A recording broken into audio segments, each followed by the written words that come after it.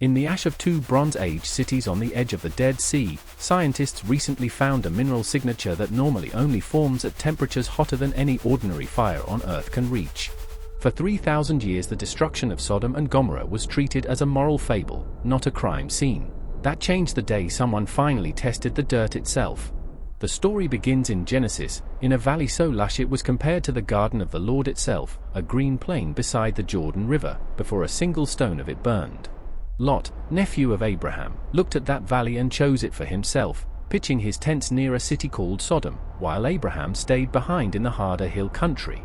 Sodom and its sister city Gomorrah were 2 of 5 cities on that plain, wealthy from trade routes and fertile soil, prosperous in every way except the one that mattered most.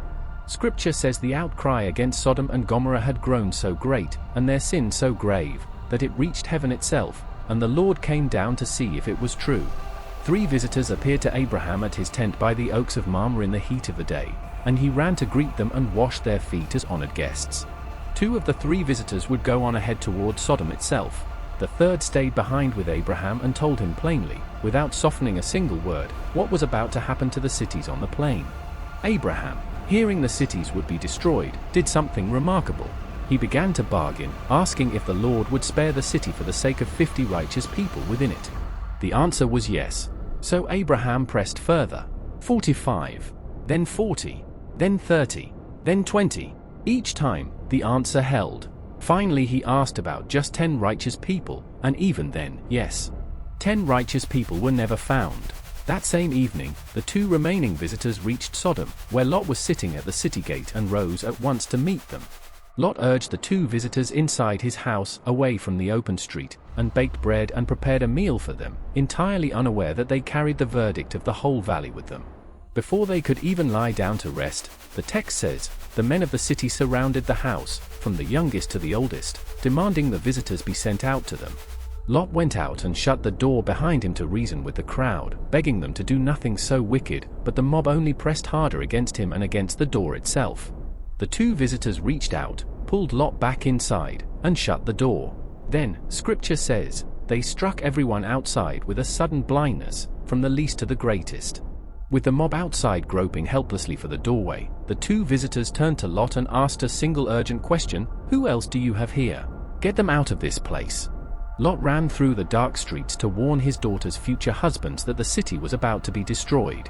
They thought he was joking, a foolish old man raving. Not one of them believed him.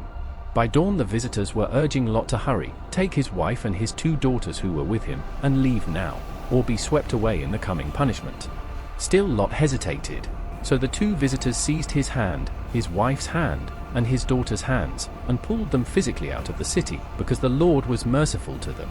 Once outside, the command was absolute, flee for your lives, do not look back, do not stop anywhere on the plain, escape to the mountains, or you will be swept away. Lot begged for one mercy, that he be allowed to flee instead to a small nearby town rather than all the way to the mountains, and it was granted, its destruction delayed for his sake. The sun had just risen over the land, Scripture says, when Lot reached that small town, and at that exact moment the Lord rained down burning sulfur on Sodom and Gomorrah. It came, the text insists, from the Lord out of the heavens themselves, not from any ordinary fire lit by human hands, a judgment falling from directly above. The cities were overthrown entirely, the whole plain, everyone living in the cities, and everything that grew from the ground, all of it consumed in a single catastrophic morning. Lot's wife, fleeing on the road behind the rest of her family, disobeyed the single instruction she had been given. She looked back at the burning city one last time, and in that instant, she became a pillar of salt. It is one of the strangest single sentences in the entire Bible. A woman turned instantly to salt for a single backward glance, and it has fascinated readers for millennia. The next morning, Abraham rose early and went to the place where he had stood before the Lord, looking out over Sodom and Gomorrah and the whole plain below. What he saw, the text says, was smoke rising from the land like the smoke of a furnace, thick and dense, covering the entire plain where 5 cities once stood. Of the 5 cities on the plain, only the small town Lot fled to survived. Sodom, Gomorrah, and at least 2 others were gone in a single catastrophic morning. For centuries afterward, the region was remembered as a byword for total ruin, a place where nothing would grow again, a warning cited across the rest of the Bible itself. But where exactly were these cities? For centuries, Sodom and Gomorrah were treated as places without a map, somewhere near the Dead Sea, but nowhere anyone could actually point to. That question sent generations of explorers and archaeologists to the shores of the Dead Sea, the lowest place on the surface of the earth, hunting for the ruins of the cities of the plain. On the southeastern shore, a mountain of solid rock salt still rises above the water today, a place the local Bedouin and biblical scholars alike have long called Mount Sodom. Carved into that same mountain by centuries of wind and rain stands a tall thin salt pillar, eroded slowly into a human-like shape that local tradition has named, for many generations now, Lot's wife. It is almost certainly a natural formation, shaped slowly by wind and rain over thousands of years, yet it stands as a strange, physical echo of the oldest line in this story.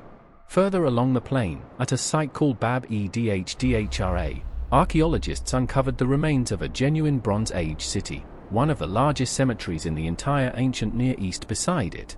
Bab-e-Dhdhra thrived for centuries during the early Bronze Age, a genuine walled city with real streets, real homes, and a vast nearby cemetery holding hundreds of thousands of ancient burials.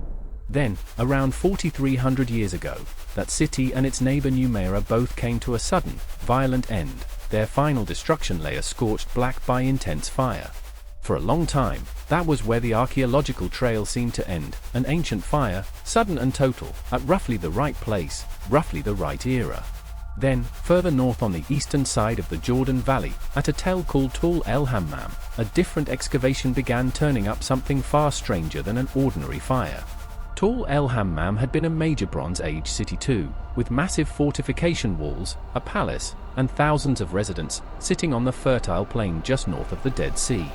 And then, in a single archaeological moment roughly 3,600 years ago, that entire thriving city simply stopped existing, its final layer sealed in destruction unlike anything nearby. Researchers who studied that final layer found pottery shards with their outer surfaces melted into glass, something that requires heat far beyond what a house fire or even a city fire can produce. They found tiny mineral grains called shocked quartz scattered through the layer, grains that form only under sudden instantaneous pressures matching a nuclear detonation or the direct impact of a cosmic object. They found droplets of once molten metal, tiny beads that had briefly turned to liquid at temperatures exceeding 2,000 degrees Celsius, hotter than any fire fueled by wood or oil. And they found unusually high concentrations of salt scattered evenly across the destruction layer, enough, researchers believe, to have poisoned the surrounding farmland for several generations after the city fell silent for good. In 2021, an international team of researchers published their conclusion: el-Hammam was most likely destroyed by a low-altitude airburst, the sudden violent explosion of a small cosmic object overhead. An airburst like that could flatten buildings, ignite fires instantly across an entire settlement, and superheat the ground and everything on it in a matter of seconds, not hours. It would also explain the salt. Researchers suggest the blast may have thrown mineral-rich brine from the nearby Dead Sea shore across the fields, poisoning the soil for generations. That detail matters, because ancient travelers writing centuries later described this exact region as a blighted plain where nothing would grow, exactly the picture the book of Genesis paints as well. None of this proves the biblical account happened exactly as written. el-Hammam and Bab-e-Dhdhra are roughly 700 years apart in time and cannot both be the literal Sodom. Scholars remain genuinely divided over which site, if either, matches the biblical cities, and some argue the story preserves a folk memory of any one of several real Bronze Age disasters. What is not in dispute is this: real cities on this exact plain, home to real people, really did end in a single sudden catastrophe involving fire, heat, and ruin beyond ordinary explanation. Whether the cause was a meteor, a volcanic bitumen eruption long theorized for the region, or simply the ordinary brutality of ancient warfare, something did happen here, and it happened fast. For the writers of Genesis, living centuries or millennia after whichever disaster they were remembering, one detail mattered more than the mechanism: the punishment came from directly above, and it came for a reason. The story was never really about geology. It was about what happens when a warning is ignored, a mercy is offered, and a single glance backward costs everything. Abraham's bargain for even 10 righteous people is remembered as one of the boldest conversations in the entire Bible, a mortal man questioning the fairness of divine judgment directly. Lot's hesitation at the city gate, needing to be physically pulled to safety by the hand, is remembered as a warning about how easily people cling to what they know, even as it burns. And Lot's wife, left entirely nameless in the text itself, remains one of the most haunting single figures in all of Scripture, immortalized forever by one single backward glance she simply could not resist.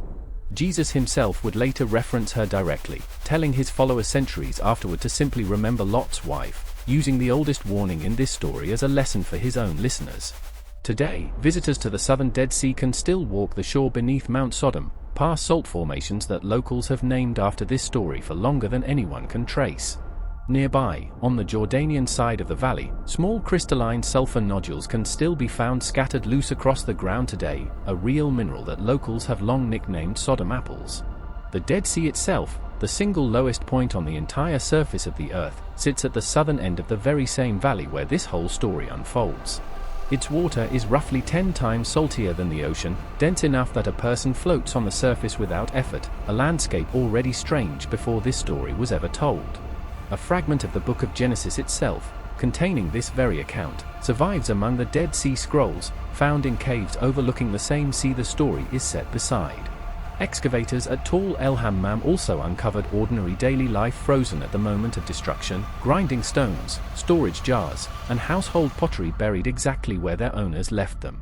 Layers of dark ash and collapsed mud bricks still mark, with striking precision, the exact boundary between an ordinary Bronze Age afternoon and whatever violent thing happened in the moments immediately after it. It is this destruction layer, more than any single artifact, that gives the Sodom and Gomorrah story its strangest modern twist, physical evidence a catastrophe this specific really happened, right here. None of it confirms fire fell from the hand of God specifically at Sodom, but it confirms something the ancient audience of this story already believed without needing any proof at all. That the world these people lived in was not indifferent. That cruelty on this scale did not simply pass unnoticed, in the story or, its writers insisted, in reality. Whatever struck the plain that morning, meteor, volcanic fire, or judgment beyond ordinary description, it left behind glass where there should have been clay, and salt where there should have been soil.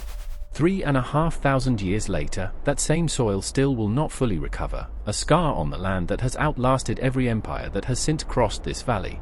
The cities themselves are gone entirely, their names surviving only in a handful of ancient languages and a single enduring story told around fires for 3,000 years since. What remains is a warning wrapped in a landscape you can still visit today, a mountain named for a destroyed city, a pillar named for a woman who looked back, and a buried layer of ash, glass, and salt, waiting under the ground for 36 centuries, until someone finally thought to look closely enough to ask what could burn that hot. Sodom and Gomorrah were never really just a story about fire raining from the sky.